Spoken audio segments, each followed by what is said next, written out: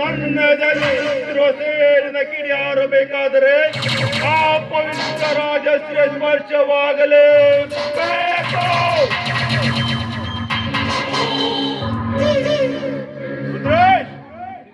18 ವರ್ಷಗಳ ಹಿಂದೆ ಆ ಕಣ್ಣಿಟ್ಟ ಕಣ್ಣು ಹೆಣ್ಣು ರಾಜಶ್ರೀ ಮೈಸೂರು ಇರಬೇಕೆಂದು ಗುಂಪಿಯಾಗಿ ಹಂಬಲಿಸ್ತಾ ಹೋದರೆ ಆ ಹಕ್ಕಿಯನ್ನು ನೀನು ದಕ್ಕಿಸಿಕೊಂಡಿದ್ದೀಯಾ ಮಗನೇ? ಇರಲಿ ಇರಲಿ, ನೀನು ಮಾಡಿದ ಉಪಕಾರಕ್ಕೆ ಪ್ರತಿ ಉಪಕಾರವಾಗಿ ಕೊಂಬಿನಿಂದ ಅಂದವಾದ ಅಪ್ಸರೆ ಆ ನಿನ್ನ ರಾಜಶ್ರೀಯ ಸರಗಿಗೆ ಕೈ ಹಾಕಿ ನನ್ನ ಸೇಡಿನ ತೀರಿಸಿಕೊಳ್ಳದಿದ್ದರೆ ನಾನು ಉದಯಪುರದ ಪಟೇಲನ ಏಕೈಕ ಪುತ್ರ ಉದ್ದೇಶನೇ ಅಲ್ಲ.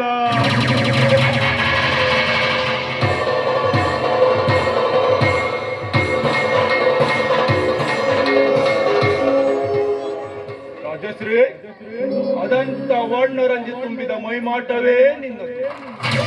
ಏನ್ ನಿನ್ನ ರೂಪ, ಏನ್ ನಿನ್ನ ಲಾವಣ್ಯ! ಮೋಡಿಯಲ್ಲೇ ನಾಗರಾವು, ನಯನದಲ್ಲೇ ಸೇಬೆ ಹಣ್ಣು, ಹಣ್ಣಿನ ಜೊತೆ ಏನಿಯ ಮೂಗು, ತೊಂಡೆ ಹಣ್ಣಿನಂತೆ ಕೆಂಪು ತುದಿಗಳು, ಬಳ್ಳಿಯಂತೆ ಬಳಗುತ್ತಿರುವ ಆ ನಿನ್ನ ನಡು, ನಾಟ್ಯ ಮಾಡುತ್ತಿರುವ ನಿನ್ನ ಪಾದ, ಸೌಂದರ್ಯ ವರ್ಣಿಸುತ್ತಾ ಹೋದರೆ ಒಂದು ಸೌಂದರ್ಯ ಪುಸ್ತಕವನ್ನು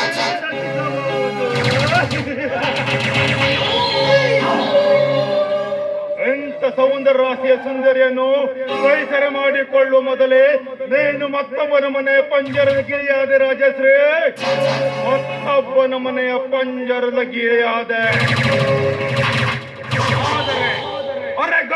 ಚಿತ್ರವಿ ಕಾಳಿಂಗನ ಬಾಯಿಗೆ ಒಂದಲ್ಲ ಒಂದು ದಿನ ನೀನು ಆಹಾರವಾಗಲೇಬೇಕು ರಾಜಶ್ರೀ, ಆಹಾರವಾಗಲೇಬೇಕು.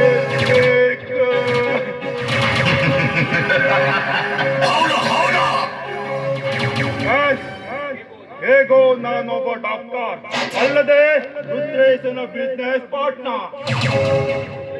ರುದ್ರೇಶನ ಮಡದಿಯ ಮೈಯಲ್ಲೊಮ್ಮೆ ಆರಾಮ ಇಲ್ಲದ ತೀರೇ ಹೋಯ್ತು. ಉಪಚರಿಸುವವರಿಗೆ ಉಪಯುಕ್ತ ಬೀಜ ಬಿತ್ತಿಯೇ ತೀರುತ್ತೇನೆ. I don't follow others, I follow my order because I am my own boss. Yes! Oh!